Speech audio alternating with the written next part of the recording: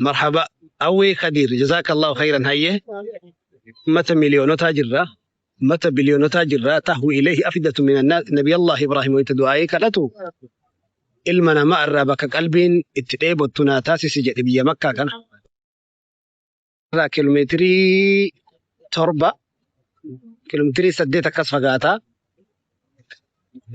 جبل سبيل جدا غارة جبل النور والفول جرا غارة سنقب بارابته للا بنبي الله إبراهيم وأذن في الناس بالحج يأتوك رجالا وعلى كل ضامر يأتينا من كل فج عميق وأذن جد سنو ناد جنة أذن جد قرآن يكون هكما قبا جتش سا حرفين إساء قبين إساء آيان إساء با إني قبيل إساء فند إساء صدفة وأنت ستعمد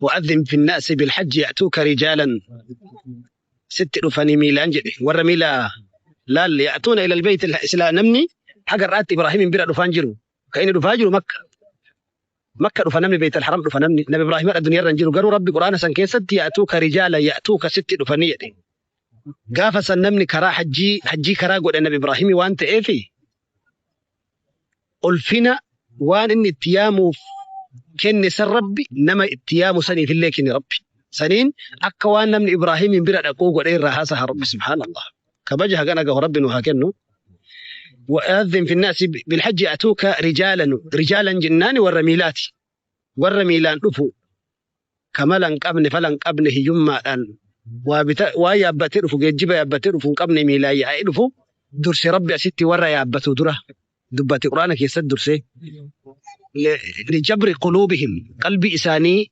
أكسين إنش أمنك قلبي جبين سيقف سايكو إساني يقف ربي وعلى كل ضامر يأتينا من كل فج عميق من كل فج جدسنو من كل مكان هنجنة قرآن بلاغان إساء جتشون إساء كيومو كيسا توتمين دمني كيومو دمامي كيسا دبنتاني كيسا قبا قرآن كان ربي جسدك إن كان ربي قرآن حقباسو نمني قرآن ربي كما قبو يوم قمت سافر الرأى نمني قرآن كما قبو أكا سمون نما برو لاقم تلاقم gammachuu addaa wahii ka saantimata ka kiisiin qabne akka waan addunyaarraa kanarraa abbaan qabeenyaa isaa olitti hin jirretti of beeka namni quraana qomaa qabu. Nadhii dammaa wanni fakkeessinuuf yooma namni beekutti waa namaa fakkeessaniif namaa galaaf dubbadhe. Nadhii qomni isaa yeroo kamuu coomaadha. Qomni isaa kamuu yeroo kamuu birraadha namni quraana rabbii qomaa qabu. Qoma keessan kana rabbi quraanaan haa obaasu wallahi. Bakka irra du'aa'iin qeebalamtu ardi tanarraa achi jirra. Sa'aatii illee gara sa'aatii du'aa'iin qeebalamtutti achi deemu jirraa garooyta halkan walakkaatti achi siqaa jirra ammallee reefuma tana roobee caame wantoota yeroo du'aa'iin qeebalamturraa tokko wayita roobni roobu samiin ni banamti jedha nabi Muhammad sallallahu alaihi wasallam samiin ni banamti jedha wayita roobni roobu rasuulli sallallahu alaihi wasallam مسجد الحرم جرا وني قبطي سنكاسي في قبطي ننكاسي وايه مكة دبتشو في متي وايه ورا چاكا تكو دبتشو في چاكا ويتجد ورا بالا براء فتي بيها براء فتي غارر تاي مكان ما ترجراتشو بربادو كسوشيال ميديا كان رد ديمو جراني من طبيعتي عملك يرى اجنده الدوكي سر كنقدو انجال دله كايون كن دم أجندة تيمتي دم غنم ربي نتك النسان أمة برسيسو رمالي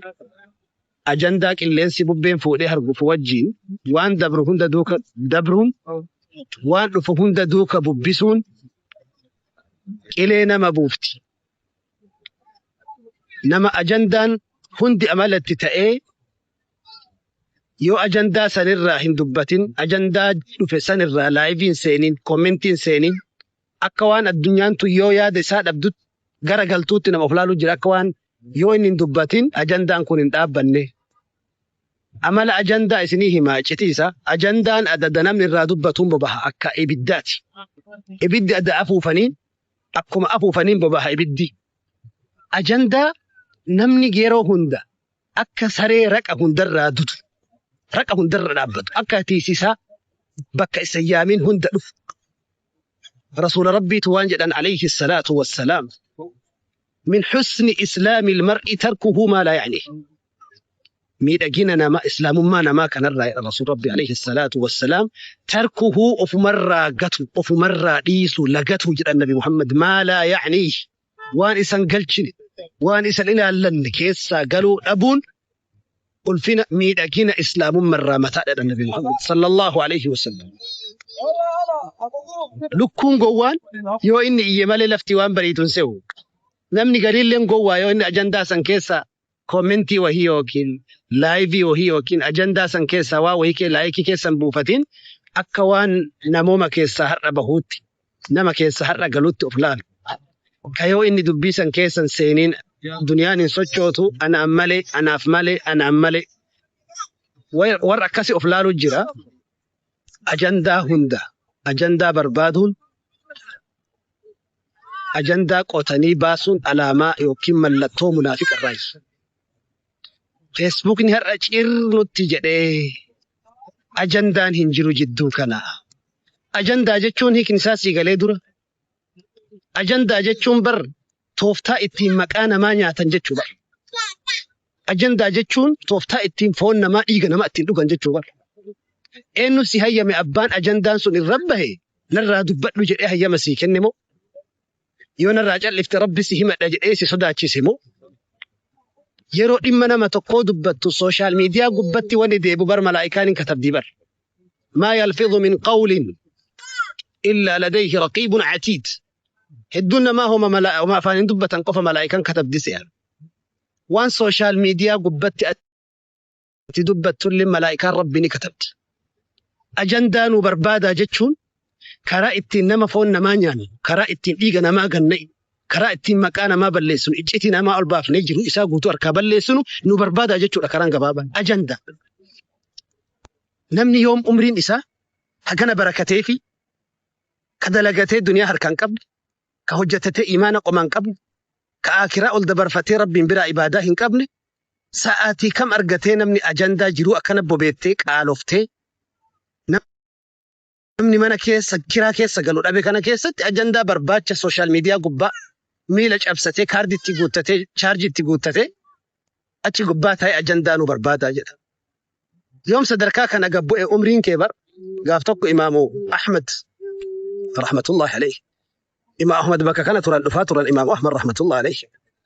Maqaan isaanii Ahmad bin Muhammad bin Hanbali. Asliin hortee isaanii Iiraaniidha. Magaalaa Marweetti ulfoofte haati Safiyyaa bintu Maymuun sababa weerarri itti godhameef achirraa ka'anii Bagdaad magaalaa guddoo Iraaqii galanii achi dhalatan. Imaam Ahmad nama waggaa 77 jiraatee duniyarraa deeme kitaaba tokko ka hagarraa addunyaan waraabatteerraa fixuu dadhabde al-Musnad ka jedhu hadiisa 39 ma'a takraar. Hadiisa 39 achi keessatti dhiisee duniyarraa deeme. Fatwaa gara 100 oliiti. Fatwaa gara 100 oliiti. Har'a madhaba Hanafiyyaa ka jedhamu qixxeen ardii kanaa madhaba isaa hordofa. Rahmatullahi alayhi. Isaantu gaaf tokko dargaggoota karaa gubbaa ta'anirra dhufan. Warra ajandaa barbaadu.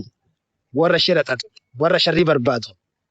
Karaa gubbaa ta'anii nama lakkafanirra dhufanii umri isaanii ka bilaasha dhumaa jiru kana. Kanatti achi ilaalanii law istata'tu osoo ka danda'u ta'e لاشتريت منكم ساعتكم سلا يروك يسان كان وان تبيتا تنتن جري مالي أكي تبيتا تنتن جري مالي umri isin karaa gubbaan teettan kana silaa hin bitadha jedhan Imaam Ahmad ijoolleedhaan bar. Wallaahi osoo isin naa kennitanii naa mijate bitachuun ka danda'amu tahe umrii keessan kana bitadha jedhan Imaam Ahmad. Warroonni duniyaa tana gubbatti firee buusee faayidaa buusee duniyaa tanarraa galuu barbaadu. Warri bolillee akiratti milkaa'uu barbaadu. Sa'aatiin itti dhiphatee guyyaan isaa kun itti dhiphate. Warri jiruu isaa guutuu ofirraa sabbaree jiruu duniyaa tana keessaa zeeroo of baasee khasaaraa nama kuffisuuf nama xiqqeessuuf hamilee namaa cabsuudhaaf jecha jazaakumullahu khayran rayyaan shukran bahar barakallahu fiikum cufti keessan ulfaadha.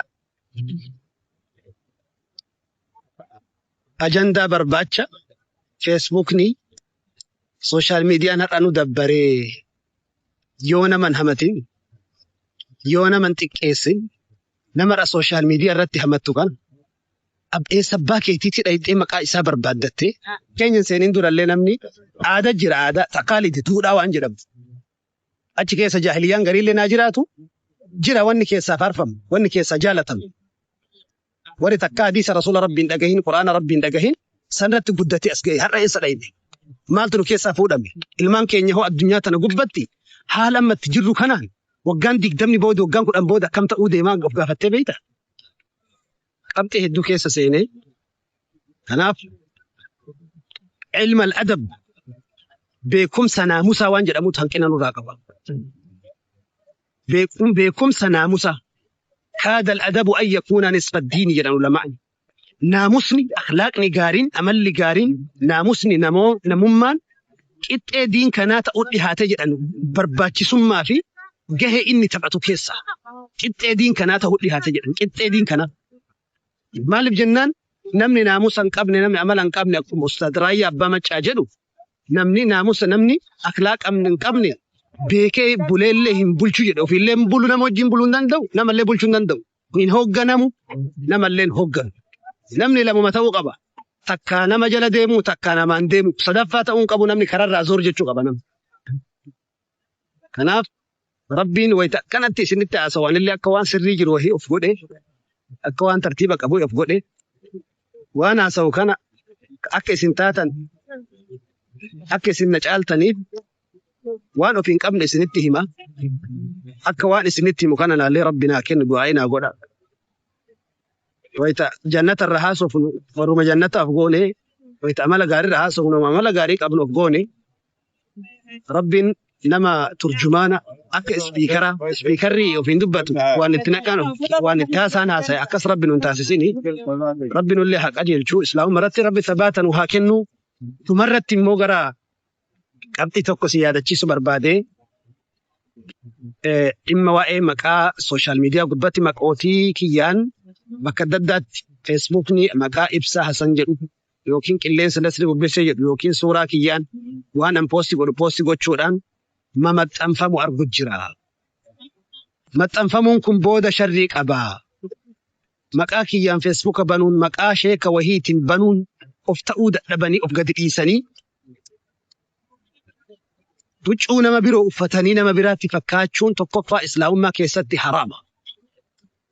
Osoo maqaan kee jiru maqaa fi abbaa maqaa nama saniitii fi abbaa isaallee walitti maxxansitee maqaa nama birootiin of moggaasuun haraama. Feesbuuka ta'ee mattaawaqaa ta'ee paaspoortii ta'ee maqaa kee dhiiftee akka maqaa nama sanii ta'u osoo beektu baafachuun haraama. Osoo addunyaan har'a bar addunyaanu seera baaftee akka wanni kun yakka ta'e waan beektu siimii tokko ati maqaa tokko yoo baafatte maqaan san siimii lammaffaa ittiin baasuun hin danda'amu yoo kun jalaa cufame malee yakka waan ta'eef jiha rabbiitti hogamii akkamiti. Ustaad Ibsaa Hasan jedhee Raayyaa Ustaad Raayyaa Abbaa Maccaa jedhe feesbuuka meeqa jira. Har'a maqaa qilleensa Nasrii Bubbisee maqaa waggaa 13 walakkaa dura firaasharra ciisee gaaf tokko Arsii keessatti xiqqaadhaan leeyyisan areeda kanallee hin qabu kanatti hin dulloomne rabbi umrii isinillee dheeressee nallee haa dheeressu. Firaasharra ciiseetiin osoo feesbuuka kanumatti lallaaluu jiru waggaa 13 dura san darasummaa jira qaraatii keessa ture. Qilleensi Nasrii Bubbise jedheetiin maqaa kan of makiyyaa uumee feesbuuka irratti barreessee maqaa ittiin banadhe. Yeroo san qilleensa ahbaashtu biyya keenya bubbisuu eegale gaafa aqiidaa akka wantoo buddeenaa fi lukkuutitti Libnaan irraa Finfinneetti buusuuf xayyaaraan fe'anii aqiidaan qooduuf fidan sanii gaafsan ajandaan kun kaka'ee ture maqaa sanii qilleensi Nasrii Bubbisee bubbisu malee roobu. Gaafa immoo rabbiin Nasrii nuuf fide qilleensi Nasrii roobe jedha. Har'a immoo qilleensi Nasrii Bubbise jedha hidhee tafaa'ul maamilee maaliif jennaan bara rakkoo rakkina naasa'an furmaata haasa'uudha sirriin. Gaafa cabaa naasa'an fayyuu haasayan. Gaafa kufa waa'ee kufaa naasa'an akka itti kufa sanii ka'an haasayan. Yoo dukkanni nama bu'e waa'ee dukkanaa haasa'uun sirrii miti. Waa'ee ifaa namni wayita dukkanni itti bu'u filannoo lama qofa qaba takka taa'ee dukkana abaaruu takka ka'ee ifaa qabsiisu yaalu. Takka ka'ee ifaa qabsiisu yaalu. Kanaaf bara rakkoo rakkinan faarsanii rakkinan hafarsanii furmaata irraa dubbatanii akka gaaf tokko Neelsan Maandeellaan xayyaara yaabbatee osoo deemu jiru xayyaarri sarara gadhiisee girgirri jedhe. Wayita kana uummanni guutuu rifatee iyyite ijoollee fi dubartii fi namni Maandeellaan garuu tasgabbii maanta gaazexaa isaa dubbisa jedhan kitaabarra dubbise beeki. Seenaa Maandeellaa keessa dubbise.